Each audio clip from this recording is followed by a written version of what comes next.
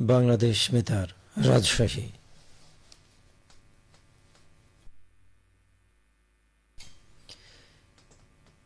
একটু পরেই শুনতে পাবেন স্থানীয় বাংলা সংবাদ।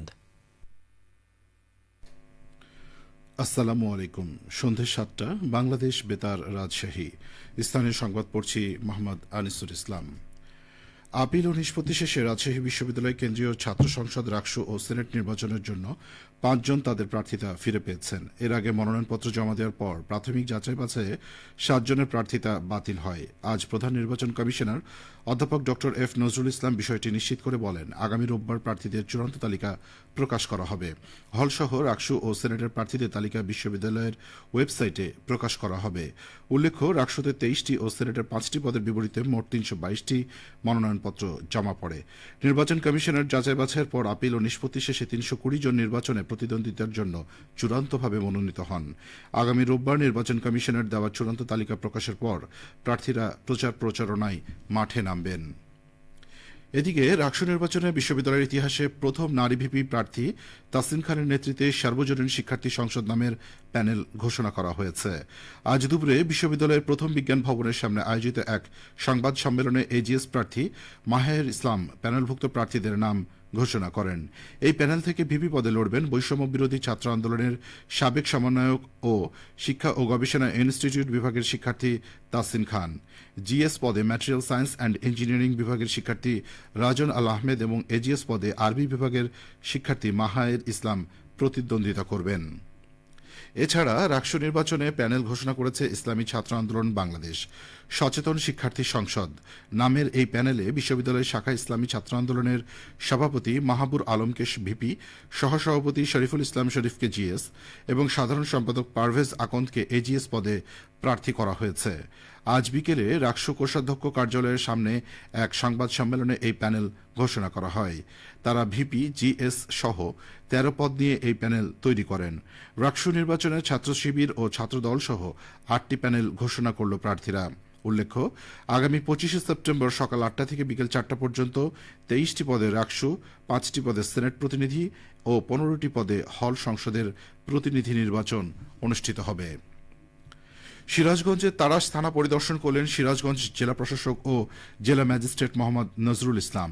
তিনি আজ থানার ব্যারাক, ডিটি অফিসারের কক্ষ, অস্ত্রাগার, মালখানা, হাজতখানা, নারী, শিশু, বয়স্ক ও প্রতিবন্ধী সার্ভিস ডেস্ক সহ বিভিন্ন সেরেস্তা সরেজমিনে পরিদর্শন করেন।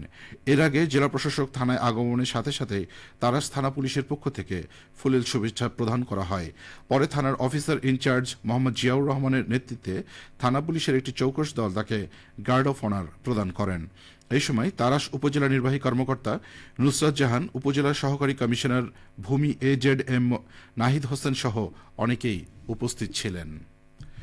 নওগাঁর নিয়ামতপুরে থানা পুলিশের আয়োজনে আসন্ন শারদীয় দুর্গাপূজা উদযাপন উপলক্ষে সকল পূজা মণ্ডপের সভাপতি ও সাধারণ সম্পাদকের সাথে নিরাপত্তা বিষয়ক মত বিনিময় সভা অনুষ্ঠিত হয়েছে। আজ দুপুরে থানা ভবনের হলরুমে অনুষ্ঠিত মত বিনিময় সভায় প্রধান অতিথি ছিলেন নিয়ামতপুর ও মান্দা সার্কেলের সিনিয়র সরকারি পুলিশ সুপার মোহাম্মদ জাকিরুল ইসলাম। সভাপতিত্ব করেন নিয়ামতপুর থানার অফিসার ইনচার্জ হাবিবুর রহমান। সভায় বক্তারা আসন্ন দুর্গাপুজো শান্তিপূর্ণভাবে উদযাপনের জন্য সর্বস্তরের সহযোগিতা কামনা করেন এবং আইন শৃঙ্খলা পরিস্থিতি স্বাভাবিক রাখতে বিভিন্ন দিক নির্দেশনা প্রদান করেন। নাটোরে সড়ক সংকেত ও ট্রাফিক আইন যথাযথভাবে প্রতিপালনের মাধ্যমে নিরাপদ সড়ক নিশ্চিত করতে যানবাহন চালকদের প্রশিক্ষণ কর্মশালা অনুষ্ঠিত হয়েছে। আজ জেলার দীঘাপতিয়া PN উচ্চ বিদ্যালয়ে নিরাপদ সড়ক চাই এর আয়োজনে এই প্রশিক্ষণ কর্মশালা অনুষ্ঠিত হয়। কর্মশালায় বক্তারা বলেন, বর্তমানে যাত্রী পরিবহনের ৭০% এবং পণ্য পরিবহনের ৮০% সড়ক পথেই হয়ে থাকে।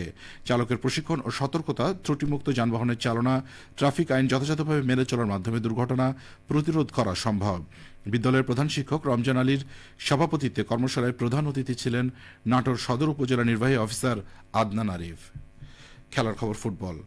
নাটোরে জেলা প্রশাসক গোল্ড কাপ ফুটবল টুর্নামেন্টের প্রথম সেমিফাইনাল খেলায় আজ বড়াইগ্রাম উপজেলা দল ১-০ গোলে নলডাঙ্গা উপজেলা দলকে পরাজিত করেছে। নাটোর জেলা স্টেডিয়ামে খেলা অনুষ্ঠিত হয়। জেলার ৭টি উপজেলা এবং নাটোর পৌরসভার সহযোগে মোট ৮টি দলের অংশগ্রহণে এই টুর্নামেন্ট অনুষ্ঠিত হচ্ছে।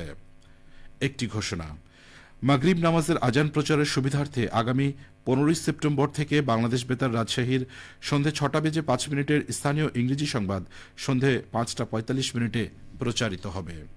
সবশেষে আবহাওয়া। আজ রাজশাহীতে সর্বোচ্চ তাপমাত্রা ছিল 34.8 ডিগ্রি এবং সর্বনিম্ন 25.7 ডিগ্রি সেলসিয়াস। আজ সন্ধে 6টায় বাতাসে আপেক্ষিক আর্দ্রতার পরিমাণ ছিল 88%। রাজশাহী ও পার্শ্ববর্তী এলাকায় আগামীকাল সূর্যোদয় ভোর 5:50। সংবাদ শেষ হলো। আমাদের পরবর্তী স্থানীয় সংবাদ প্রচারিত হবে আগামীকাল সকাল 8:10।